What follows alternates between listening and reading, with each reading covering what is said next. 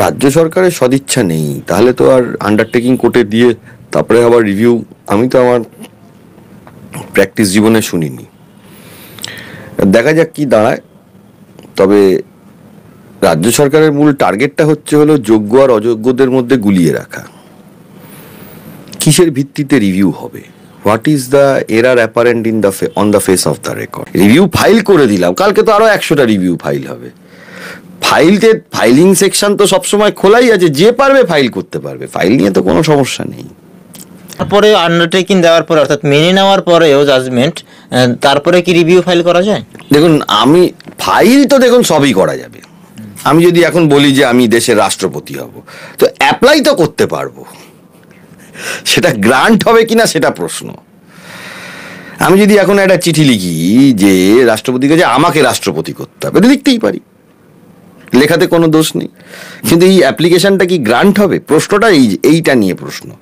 Review তো যে কেউ করতে পারে, এক। দুই হচ্ছিল আইনটা, যেটা আমি বারবারই আইনের কথা বলছি, যে রাজ্য সরকারকে একটা স্পেসিফিক স্ট্যান্ড নিতে হবে, যেটা সিঙ্গেল বেঞ্চ থেকে সুপ্রিম কোর্ট অবধি আমরা দেখতে পাইনি। প্রকাশ্যে যখন মন্ত্রীরা বলে দিলেন, শিক্ষামন্ত্রী বললেন যে আমি সেগ্রিগেটেড লিস্ট পাবলিশ করে দেবো, তারপরে তিনি পাল্টি মেরে দিলেন। এসএসসি চেয়ারম্যান তিনি প্রকাশ্যেই বলছেন যে আমি সেগ্রিগেটেড লিস্ট দেব না, কারা জেনুইন এটা সার্টিফাই করব না। এটা কি আদালত অবমাননা? না, এটা তো আদালত অবমাননা নয়। সরকারের ডকুমেন্ট সরকার বলতে পারে যে আমি প্রকাশ করব না, সরকার না। কিন্তু এটাতে কোনো কোর্টের বার নেই। প্রকাশটা কেন করার জন্য? যে কোনো মানুষ চাইতে পারে, যে চাকরি চলে গেছে সেও চাইতে পারে, যে চাকরি পায়নি সেও চাইতে পারে। কেন প্রকাশ করতে হবে? এরও সুপ্রিম কোর্টের ব্যাখ্যা আছে, টু মেনটেন ট্রান্সপারেন্সি, স্বচ্ছতা বজায় রাখার জন্য প্রকাশ করতে হবে। মানে স্বচ্ছতা বজায় রাখতে চাইছে না, তাহলে স্বচ্ছতা বজায় রাখছে কোথায়? কেউ যদি সবই গোপনে করব, এই যে রিভিউটা রাজ্য সরকার তো করতেই পারতো, যে আমি পুরোটা প্রকাশ করে দিলাম সারা দুনিয়ার জন্য। আজকে পশ্চিমবঙ্গ সরকার, আপনি শুধু এসএসসি ভুলে যান, প্রাইমারি বলুন, পাবলিক সার্ভিস কমিশন বলুন, পুলিশ রিক্রুটমেন্ট বলুন, পশ্চিমবাংলায় যত রিক্রুটমেন্ট হয়, একটা রিক্রুটমেন্ট আপনি দেখান, একটা রিক্রুটমেন্ট যেখানে সমস্ত কিছু সরকারের তরফ থেকে প্রকাশ করা হয়েছে, তার মার্কস কত পেয়েছে, খাতা, যে পরীক্ষায় খাতা দিয়েছে, কেউ এমআরএ দিয়েছে, কেউ রিটিন এমনি ইয়েতে পরীক্ষা দিয়েছে, ইন্টারভিউতে কত মার্কস হয়েছে। আপনি কলেজ সার্ভিস কমিশন যান, যে কোনো ডিপার্টমেন্টে প্রকাশের সবটা নিয়ে এসছে অনলাইনের মাধ্যমে। এখন তো অনলাইনের মাধ্যমে প্রকাশ করাটা কোনো ফ্যাক্টরি না, ডেটা সেভ করে রাখবে, প্রকাশ্যে দিয়ে দেবে, সারা দুনিয়ার লোক দেখতে পাবে। আপনি দেখবেন পশ্চিমবাংলায় কলকাতা হাইকোর্টে যে পরিমাণ মামলা হয়, অর্ধেকের অর্ধেক হয়ে যাবে মামলা যদি প্রকাশ্যে আনতে হয়। কেন বললাম? মামলা কলকাতা হাইকোর্টে যা ফাইল হচ্ছে তার অর্ধেকের অর্ধেক মামলা হয়ে যাবে। কেন হবে? তার কারণ যখনই প্রকাশ্যে আনবে, সবার মনের মধ্যে একটা ভয় থাকবে, প্রশাসনের মনের মধ্যে একটা ভয় থাকবে যে ভুল হলে এটা কিন্তু চ্যালেঞ্জ হবে। আজকে যে ডকুমেন্টগুলো এসেছে আমাদের কাছে, যখন আমরা মামলা করতে নেমেছিলাম, এই ডকুমেন্টগুলো কিন্তু আমাদের খুব কষ্ট করে জোগাড় করতে হয়েছে, এবং তৃণমূলের মন্ত্রী এবং নেতাদের মধ্যে থেকে যারা মানুষজন আছেন তারাই আমাদের ডকুমেন্টগুলো হাতে দিয়েছে। নামটা আমি এখন প্রকাশ্যে বলছি না, তার কারণ তাদের সিকিউরিটির অভাব হবে। কিন্তু এই যে ধরুন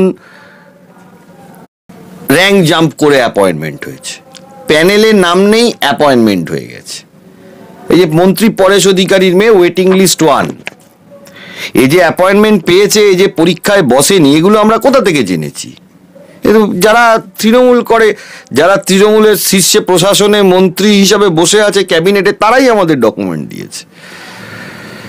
কারণ যখন সুপ্রিম কোর্টে শুনানি চলেছিল, যখন হাইকোর্টে শুনানি চলেছিল, তখন তো বারবার করেই রাজ্য সরকারকে কারা জেনুইন, ফার্দার ইলিগ্যালিটি আসতে পারে কিনা, এই ধরনের প্রশ্ন জজ সাহেবরা করেছিলেন। সে উত্তরের কোনো সদুত্তর পাওয়া যায়নি, যেটার কারণে পুরো প্যানেলটা বাতিল হয়েছে। রাজ্য সরকারকে তো একটা স্ট্যান্ড নিতে হবে যে আমরা 26,000-এর মধ্যে 15,000 জেনুইন পেয়েছি, যাদের মধ্যে কোনো অ্যালিগেশন, কোনো মিসম্যাচ, কোনো কিছু নেই। 10,000কে আমাদের পাওয়া গেছে, যেটা কিনা ইল্লিগাল, টেন্টেড, বেআইনিভাবে রিক্রুটমেন্ট হয়েছে। এই যে ফিগারটা, এটা তো আসেনি। বা রাজ্য সরকারের যদি কোর্টের কাছে বলতো, ফর এক্সাম্পল,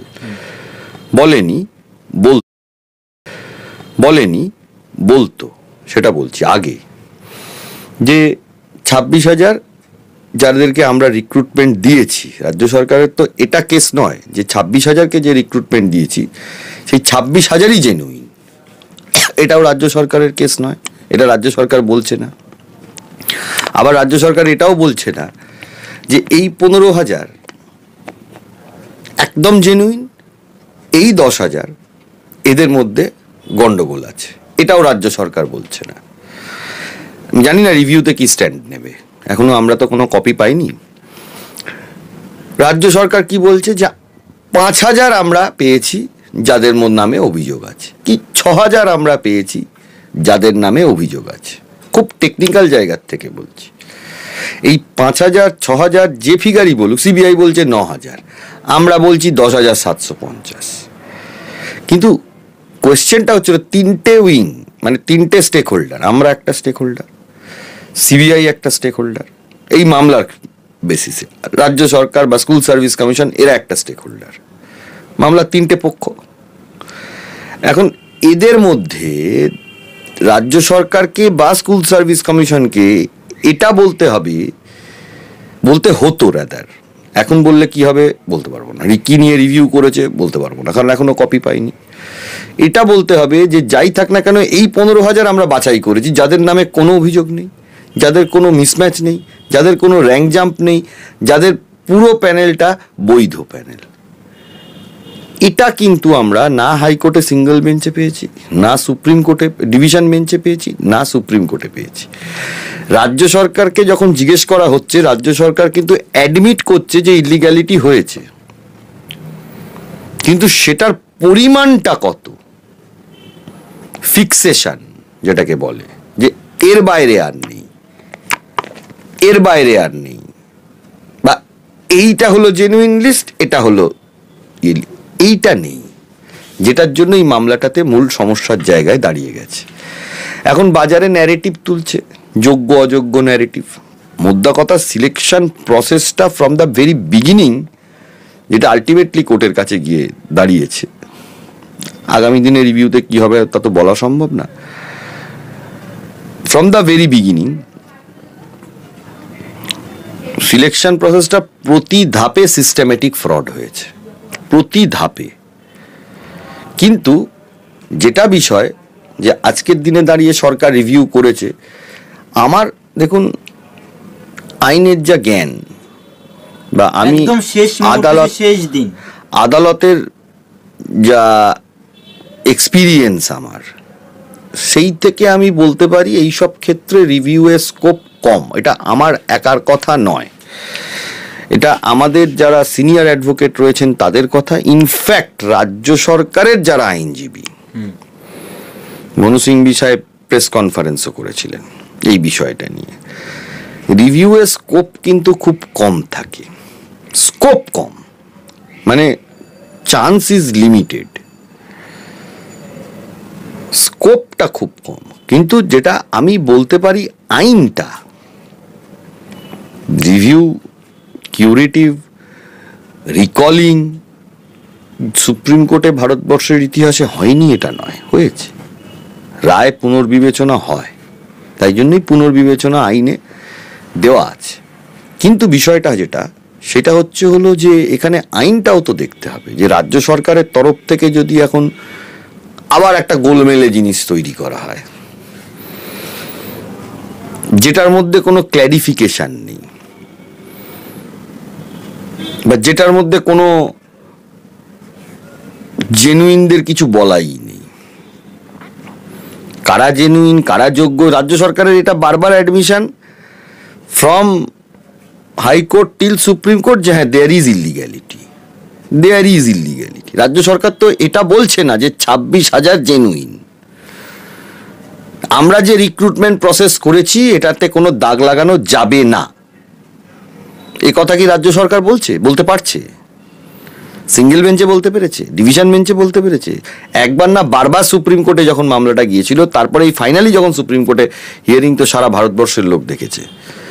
রাজ্য সরকার কিন্তু এই স্ট্যান্ড কোনোভাবে নিতে পারছে না যে এটা আমরা বলছি যে 100% যে 26,000-ই ধরুন জেনুইন রাজ্য সরকারের তরফ। এটা আমি যদি বলি যে 15,000 জেনুইন বা 17,000 জেনুইন বা 20,000 জেনুইন বা 26,000 জেনুইন বললে হবে না তো?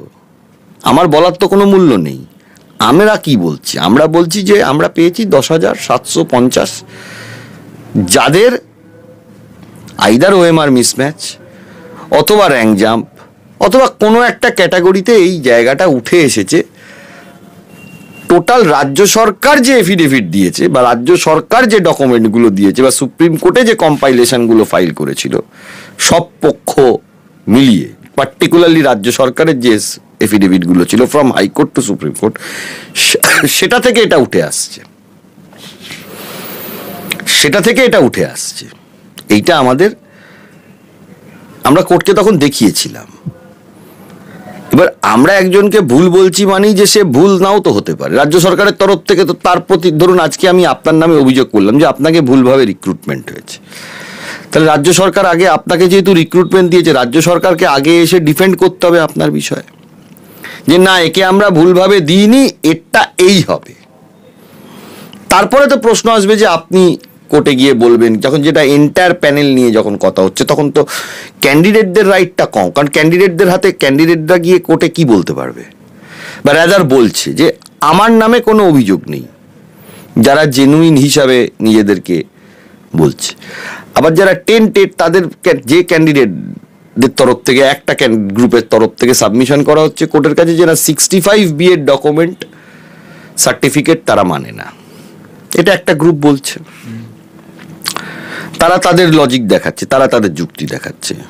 ঠিক ভুলের প্রশ্নে আমি এক্ষুনি যেতে চাইছি না, কিন্তু আমি যেটা বলতে চাইছি, যাকে রাজ্য সরকার অ্যাপয়েন্টমেন্ট দিয়েছে তার অ্যাপয়েন্টমেন্টটা তো ফার্স্ট ডিফেন্ড করতে আসবে রাজ্য সরকার এবং স্কুল সার্ভিস কমিশন।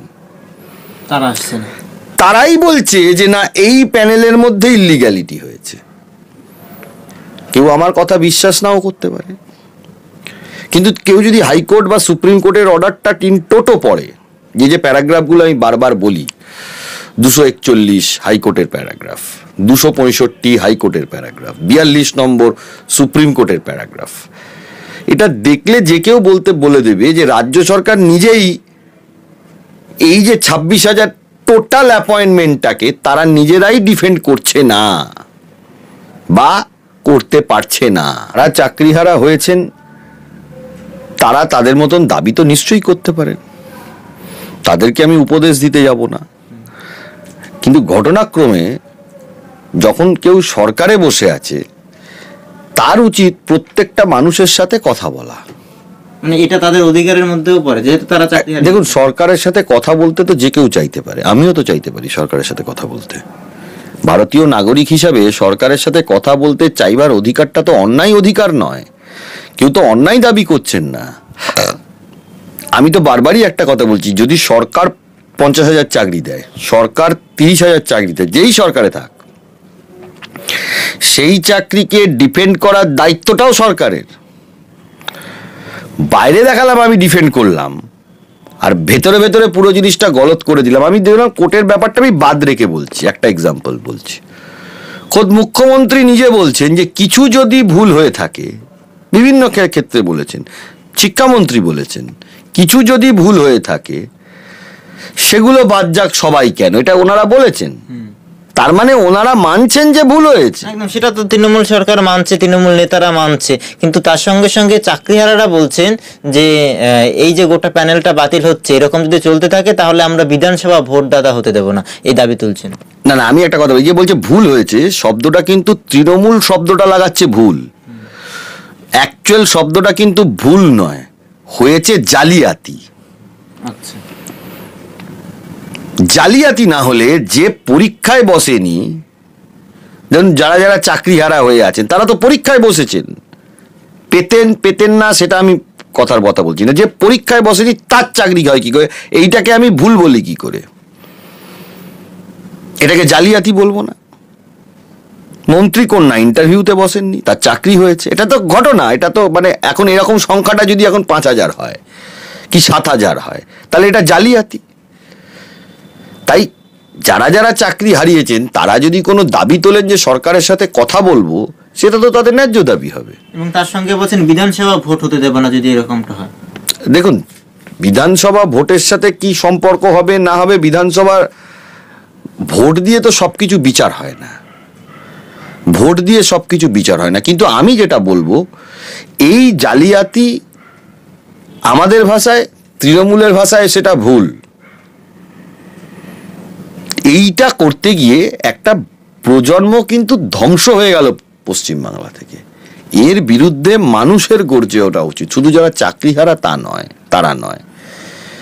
আমি বারবারই একটা কথা বলেছি যে এই মুখ্যমন্ত্রীর পশ্চিমবাংলা থেকে পদত্যাগ করা উচিত। ওনার একমাত্র যে জিনিসটা, দেখুন, অনেক মানুষের টাকার ওপর লোভ থাকে, অনেক মানুষের কাজের ওপর লোভ থাকে, অনেক মানুষের অনেক কিছুর ওপর লোভ থাকে। ওনার জীবনে শুধুমাত্র চেয়ার ছাড়া, চেয়ার বাঁচানো ছাড়া ওনার আর কোনো জীবনে উদ্দেশ্য নেই। যদি মিনিমাম পশ্চিমবাংলার মানুষের জন্য উনি চিন্তাভাবনা করতেন, তাহলে সারা ভারতবর্ষে এই এসএসসি স্ক্যামটা এখনো অবধি প্রমাণিত শ্রেষ্ঠ দুর্নীতি। আমার জীবনে আমি যত মামলা দেখেছি, সেখানে কোনো মামলাতে আমি দর্শকদেরকেও বলছি, যারা সাধারণ মানুষ আছে তাদেরকেও বলছি, একটা মামলার নিদারণ আপনারা দেখাতে পারবেন না যে এত বড় আকারে টেন্টেড ক্যান্ডিডেটদের বলা হচ্ছে যে পুরো টাকা ফেরত দাও উইথ 12% ইন্টারেস্ট। আমার জীবনে এত সংখ্যক টেন্টেড ক্যান্ডিডেটদের টাকা ফেরত দেওয়া উইথ 12% ইন্টারেস্ট আমি অন্তত আমার জীবনে দেখিনি। টেন্টেড কারা, এটা কিন্তু এখনো গোলানো আছে। ধ্যানাই প্যানাই করে হয়তো কিছুদিন এটাকে লিঙ্গারিং করে ডেটটা পিছিয়ে দেবে, হতে পারে, কিন্তু যা অর্ডার আছে, ল্যান্ড রেভিনিউ যা সিস্টেম, সেই সিস্টেমে টাকা আদায় হবে। তাই জন্য যোগ্য অযোগ্য লিস্ট, ওএমআর প্রকাশ খুব প্রয়োজন আছে। আমি তো বলছি, সরকার তো ডিফেন্ড করতে পারলে সুপ্রিম কোর্টে বা হাইকোর্টে যে 26,000 যে অ্যাপয়েন্টমেন্ট দিয়েছে সঠিক অ্যাপয়েন্টমেন্ট দিয়েছে। সরকার কি সেই ডিফেন্ডটা, আমি প্রশ্ন করতে চাই সরকারি আধিকারিক, যাই না পিটিশন, রিভিউ পিটিশন আমার কাছে কি এসে পৌঁছবে,